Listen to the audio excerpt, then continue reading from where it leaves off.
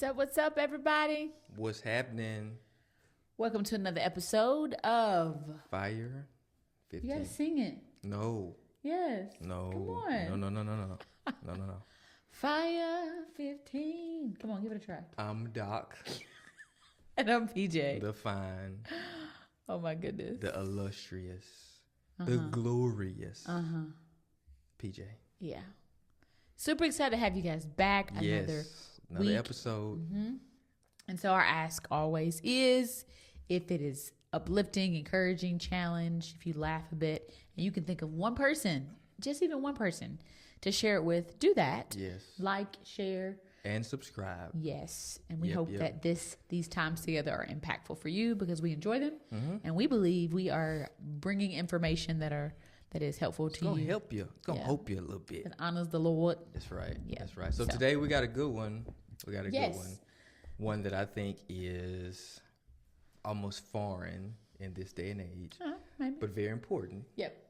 And that is the power of discipleship. And mentorship. Yeah. Mentorship. I said discipleship. I think I meant mentorship. I think maybe But I mean, mentorship is discipleship in some capacity. There's a lot of similarities. Yeah. But there's power, there's impact, there's meaning, there's significance in mentorship. When did you feel like you first understood the importance of mentorship? Later, much later in life. How much later? Oof, you don't want to know. I was probably I think that I knew that there was wisdom. The Bible says there's wisdom in multitude of counsel in Proverbs, right? So I'd heard that scripture. I knew that, but I felt like it needed to be on my terms. Like, what do you mean on your terms? I think I thought I was so grown that I knew a ton, and that I don't mind folk telling me stuff, but it need to line up with what I need to line up to say. Like, I'm gonna let you in, but like, if you get to talking and carrying on and it's out of control, and be like, and that's the last time we meet. So I think that I had some pride issues, if I were totally transparent. Okay. And I think that I thought that I knew a good bit. Okay. But I later learned about what God meant when he was talking about the wisdom of the aged, which that comes with maturity too, because everybody who old ain't wise. But anyway, another story, another day. But I understood the value of like, wait a minute. If a person has walked this way before, let me get your cliff notes. My boy, like, why do I have to navigate the same situation? You got the bruises and the t-shirts. Just give me the cliff notes because I'm good on this. And so then I began to understand the impact and the importance of connecting with people who love God and who could teach me a little something. Little one too. Yeah. What about you? It wasn't until later. Like last year? No, I'm just kidding. I'm not gonna do it like yesterday. I'm just get your hands off of me. It was much into my late 20s. Yeah, my late 20s. Same. Early 30s. Because for me, late 20s. For me, it was just I was going through life, and I feel like I was doing okay. Right. But it was just like, this is new for me. Right. I want to do it well. I want to do it right. And in a lot of instances, it was different from the comfort of my surroundings as opposed to like, okay, if we just look at my dad, for instance, I love my dad. We're both in agriculture, but he's never worked in academia before. Right. He's never worked in a super setting. He's not walked that way. He's not walked that way. And so it was just different. Right. And so I was just like, doing life this way it's hard to figure. It's hard. Right. So I was just like, and I've had professional mentors, like, through academia and stuff. And it made sense of like, okay, if I can have a professional mentor, then why can't I have one for my life? Yeah. And that just changed the difference. It just shifted everything on its head. And it really changes the game when you really lean into it and you can find someone that you trust that really loves you and values you and understands the importance of mentorship. It literally can change the trajectory of your life. Like, I agree. No cap. I agree. Folks say now? I think they said it like 7 years ago. Listen, I try to keep up. But I think, man, it's like mentorship is such a gem. It is. It's such a gem because I feel like it's one of those cheat codes in life. Oh, for sure. You don't get a lot of cheat codes in life, but it's one of those cheat codes in life where it can set you up for so much success. Yes. Because I feel like as people, and I'm finna get in my pocket a little bit. I feel like as people, in order to thrive, we have to do the best we can with what we got. Facts. In the season of life that we're in. Correct. And I heard that from Pastor Darius Daniels, so I'm not going to act like that's mine. I heard that from him. PD, you get it the first time. Second time is mine. But I think if we're really going to thrive that way, we have to perceive things the right way. Yeah. And having mentors help you perceive things in such a perspective that it's like, okay, I can breathe a little bit. You know what I mean? And I think that they have insight about things that you just don't have yet. And that's okay. And I think that the benefit or the structure, if you will, of proper mentorship, I think everybody, no matter how old, what area you're in life, what season you're in, should always have somebody that they consider a mentor. And I also believe that everybody should have somebody they're mentoring. I agree. Yeah. So I think that thing goes both ways. So you're not just always getting, but in some way you're giving back to be able to be a mentor to somebody else. But I think that you would, if you watch two people, if you will, going down the same path, one with mentorship and one without, I think the struggles and the bumps and the hits and the different things that they navigate will be differently, because if you lean into the wisdom that's provided in godly, healthy, correct structured mentorship, it changes the game. Yeah. You know, it levels you up in a way. Like one of my uncles, the late great Dr. Ivory Lyles. I'm gonna try to talk about this without tearing up. But I remember when I left the academia position, he was one of the first people I called, because everything that I had experienced in academia, he'd experienced. Yeah. Being young, fly, and flashy in academia, those type of things. So I leaned on him, and I was like, Unc, like, this is what I'm feeling. This is what I'm seeing. This is what I'm experiencing.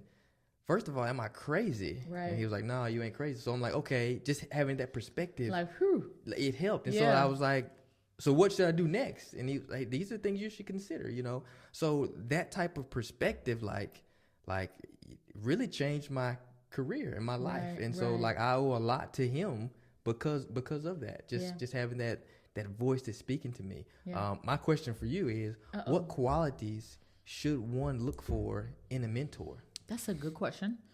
I think let me start with myself. I want to speak for myself. So for me, when I began looking for a mentor, and I remember the search. I do. It's that fresh in my mind. Less than 10 years ago, I remember the search, and I think for me, I looked for a person who had qualities of what I would deem respectful. So I need someone who is not ruled by their emotions. Because life's going to have ebbs and flows. And even in the ebbs and flows, I want to know that they'll be able to help me keep myself level-headed. Yeah. Because life is going to life. That's important, yeah. And regardless of whether their situation is identical to mine or not, like, help me navigate through my emotions well. So that's something that's important to me. Somebody who's accomplished something that I would deem worthy to say, man, that's dope. That's important too. Like, wow, like, how did you do that? Or how did you navigate that? And that may look like an event. That may look like, the way they raise their kids, like their kids are well, whatever. Like, it just depends on what I'm looking for or searching for in a particular mentor.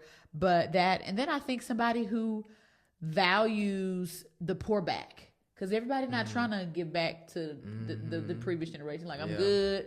Y'all know everything. Y'all millennial. You know what I mean? Like, everybody not here for it. So somebody who values pouring back. And the last thing I would say would be somebody who has patience and grace, because we all need mentorship, but as growth happens, patience and grace and, you can't have growth with the absent of time. No. You can't. So somebody who's willing to stick beside me. And I have amazing mentors that I would not be the woman I am today without them, because that's what she did. She stuck beside me, and she continued to stick beside me. And even when I push back, because, I'm still grown now. I'm not a child, you know what I'm saying?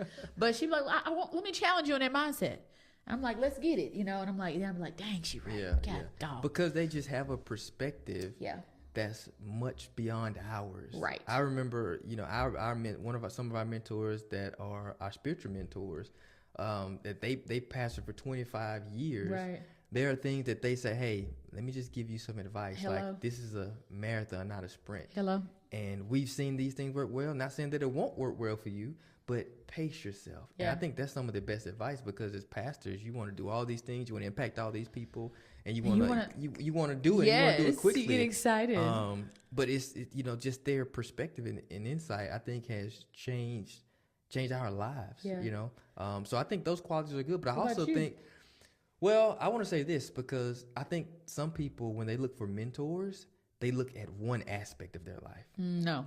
And they say, you know what, you're a great business person, I want you to mentor me. But what happens when they don't? How you treat your wife, though? Right. So it's like, what happens if they don't have any morals? Hello? They may make $30 million a year, but if they are a habitual cheater? Right. I'm good on that. Because my thing is, yes, that area is good, and I might be able to learn something from that area. Sure. But for me in my life, your character is more important. That's right. So if you make X amount of dollars and your kids don't respect you, hey, bro, stay away from me. Hello? But if you can make X amount of dollars and you are well respected, that's right. And when people see you, they are drawn to you. That's right. And they sign me up for that. Yeah, like that's what I want. So for me, I look for those qualities of people that are, of course, successful, but people that are respected and people that are loved. That's and not a love out of fear, but a love out of reverence. That's right. You know what I mean? So those are the things that are important to me. And, even on the flip side of this thing, learning or doing evaluation on agreeing to mentee, to be a mentee. Person to be a mentee. That's like important for me as well. To mentor somebody. Yeah. That's a whole situation out here. Yeah. Because I have so graciously, and they may not even know they were declined, but so graciously declined because Don't tell too much, woman of God. I'm not. But I'm like, you're not teachable. Yeah. Can't nobody tell you nothing. That is crazy. You know everything. If you can't be teachable. Like I mean, if I'm 5 or 6, 7, 8 years down the road ahead of you, even that many years, if the Lord and you see the receipts on my life, bro. But I can't tell you nothing. I'm good on that, and you. And I will sit and I will love you and I will pray for you. But my time, I don't have it for to do. And that's not being ugly. That's not being disrespectful. That's not giving up on people. You have to come to a season and a realization to say, I need help. Like, I need wisdom. Like, I want to hear. So every time I say something, you got a rebuttal. I'm going to sit back real quiet. I'll be so quiet. Why are you so quiet today? Because I just, like, I don't, I'm serious. But it just, it just, something rises up in the inside of me. Because when I've been there, but I wasn't seeking out mentorship. I was like, I'm good. So you seeking out mentorship and you know everything, it seems it's giving contradictory. Yeah. But so those of you who want to mentor people, which I think everybody should have someone they're pouring into, see if they're ready for that, because it's a waste of their time and yours if they're not ready to be teachable. Or I know people, won't say their names, that's not helpful, that feel like I don't want to learn from your mistakes. I want to butt my own head. Be my guest. Be my guest. Put your theory to the test. Because no. And that's another person that's not teachable. And that's okay. Like, I'd rather learn by experience than learn. I'm good on that. Yeah. I don't want the scars if I can avoid them. Have you ever experienced or encountered people that way? Oh, all the time. All the time. Do you decide to mentor them anyway? I use an approach that's more reflective. And so I start to ask certain questions. And even when someone comes to me as a mentor, he says, hey, I want you to mentor me. And I'm gonna say, what do you want out of this relationship, and what are you willing to give? Come on. Because if you don't have any expectations, you're already shooting yourself in the foot. Facts. And if you're not willing to give anything, you might as well just shoot yourself in the other foot. Because it's like it's like, I think about when Jesus, when he was discipling his disciples. That's right. He was like, hey, follow me. Throw down everything and follow me. Everything you know, everything you've known. Everything that you live. Because it's like, you just saw me do this miracle. You just saw me do this. There's an expectation now. Yeah. Now you have to do something. That's so right. In any way, if you want to be a mentee of someone, you got to be able to give something up, and you got to have some expectations. So I start there. And people ask me all the time, hey, they may be a woman. They say, hey, can you mentor me? I tell them no. And this may not be popular amongst everybody. We don't play them games. But this is popular for me for a number of reasons, because you have to have those safeguard boundaries, and you're just exchanging emotional stuff. It's just not wise. It's just, I don't think it's a wise thing to do. But also, I don't know that I can mentor a woman because I've never been a woman. Hello. I don't ever desire to be a woman. I love being a man. Praise the Lord. I love being your man. But What do I know about how to navigate microaggressions for a woman in the workspace? I don't know. Yeah. What do I know about having to come back from maternity leave, dealing with tensions in the work? I don't know. What can I mentor you about? Yeah. So it's a hard no for me. It's like hard no. It's because no for me. It's because I don't have that perspective. Yeah. I don't have that perspective. Everybody thinks differently about that though. Everybody. You might get some flack back about that. I don't care about the flack. This is for me. Can I be honest? Come on. I'm not going to have a mentor. Now, they can give you good principles. Sure. I think they can give you good principles and practices. But if you don't know, if you've never been there, like as a African-American male with a PhD that works in a lot of majority white spaces, regardless of how in tune with the culture you are, you just don't know. Yeah.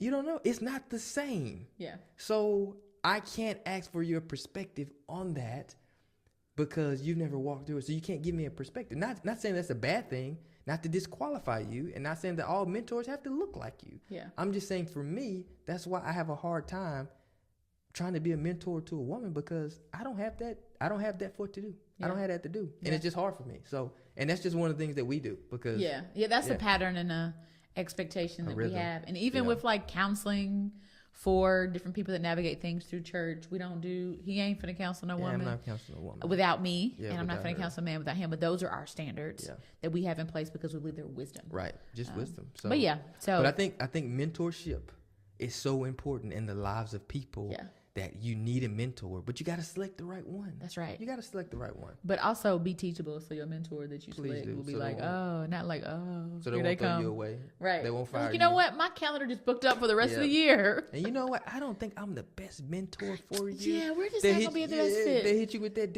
Is this working for you? Is this working? Do you feel that I'm the one to speak to that? Yeah. So anyway, but y'all, mentorship is so important because the best cheat code in life is to finding somebody to help you do it with. That's right. Help you do life. The Lord values relationships, and so should we. We should, and we gotta honor those relationships. So that's right. This was I wish we had 35 minutes. Well, we don't because that's time. That is time. So, people of God, men and women, if you've enjoyed this, share it with somebody. Like, subscribe. Let it bless somebody else the way that it blessed you. Yep.